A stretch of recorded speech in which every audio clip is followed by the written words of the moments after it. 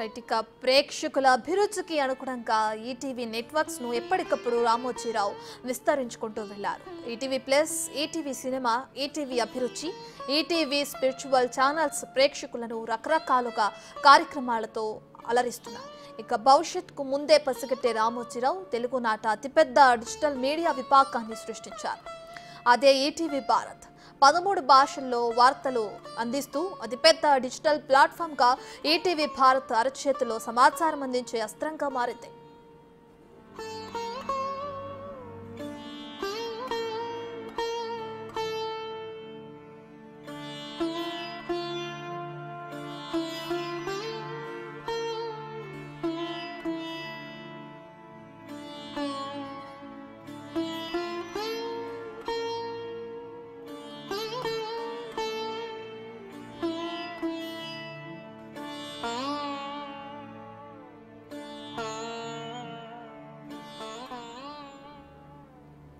రామోజీరావు 1962 అక్టోబర్లో హైదరాబాద్లో మార్గదర్శి chit fund ప్రారంభించారు.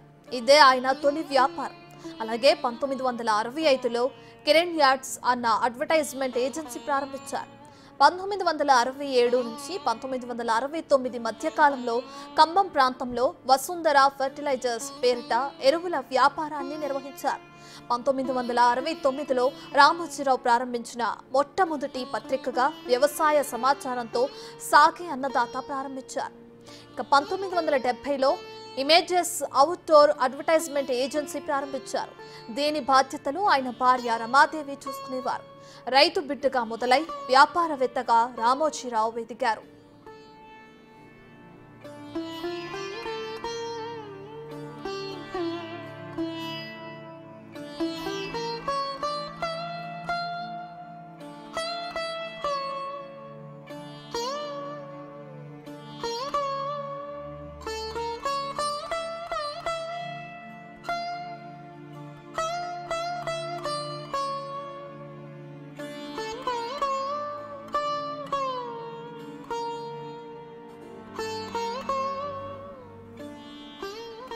రామోజీరావు అస్తమయంపై పలువురు ప్రముఖులు దిగ్భ్రాంతి వ్యక్తం చేశారు.